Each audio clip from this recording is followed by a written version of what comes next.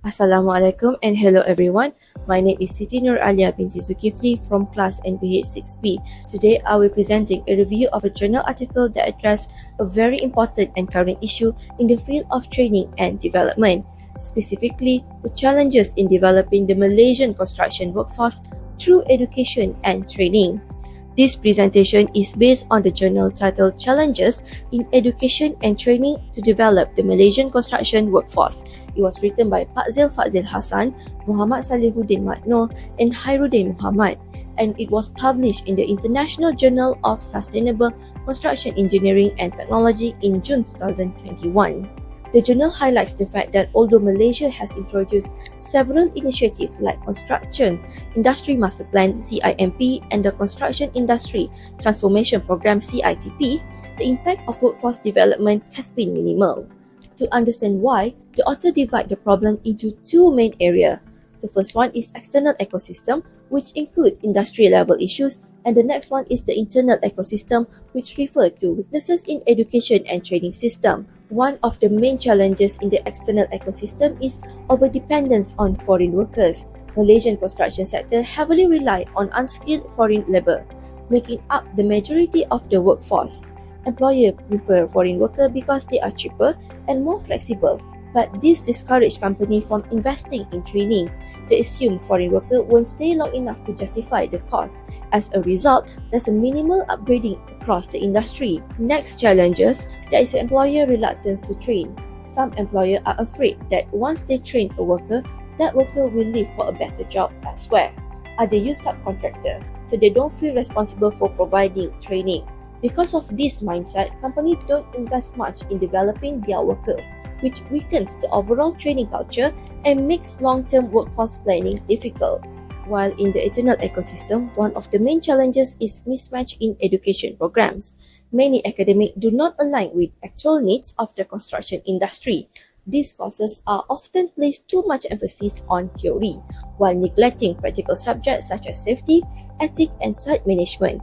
As a result, graduates enter the workforce without the hands-on skill required to perform effectively on a real construction site. Next challenges is mismatch in training delivery. Most training programs are still conducted in a classroom with a very little hands-on experience. Many workers attend the courses only to meet license renewal requirements rather than truly improve their skills. This approach makes the training less effective and only result in a minimal improvements in worker competency.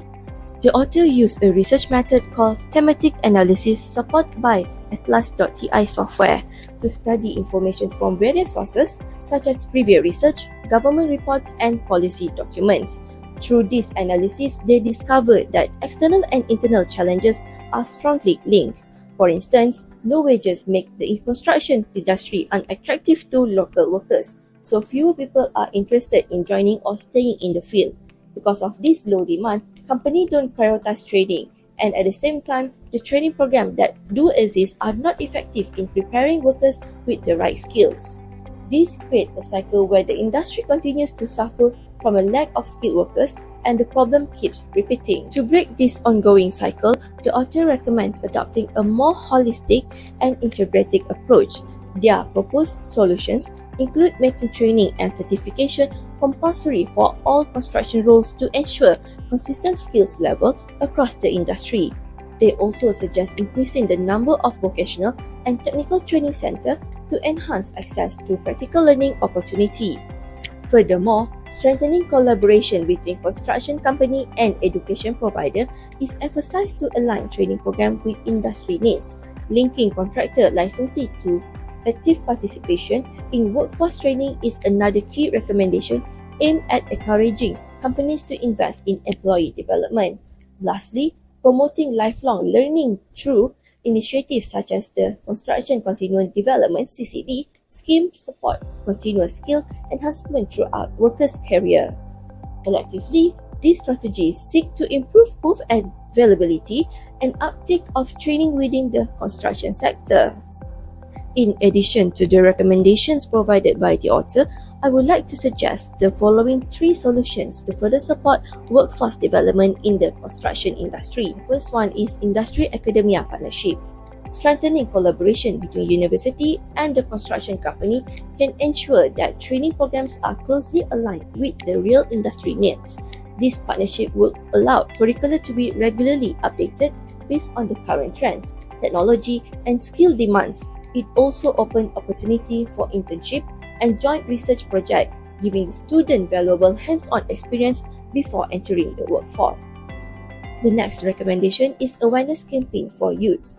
To attract more young Malaysians into construction, we need to change the industry outdated image through targeted awareness campaign, using social media platform, careers fair, and showcasing success story of a professional who have built rewarding career.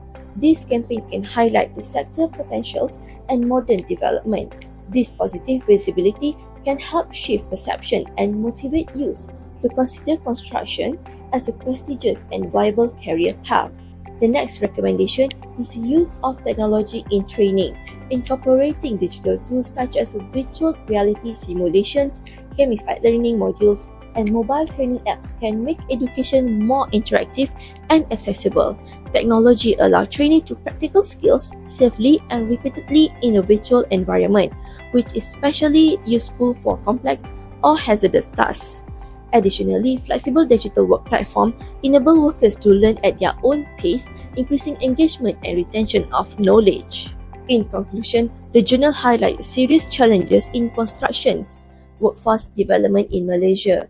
External issues like low wages and lack of employer support, combined with weaknesses in education and training system, have made it difficult to produce skilled workers. This creates a cycle that limits the industry growth and professionalism.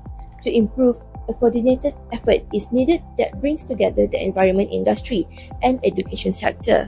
By working together, they can improve training program, provide clearer and more appealing career opportunity, and nurture a skilled professional workforce that is well prepared to meet the future demands of the construction industry. This brings us to the end of my presentations. Thank you very much for listening. Assalamualaikum and goodbye.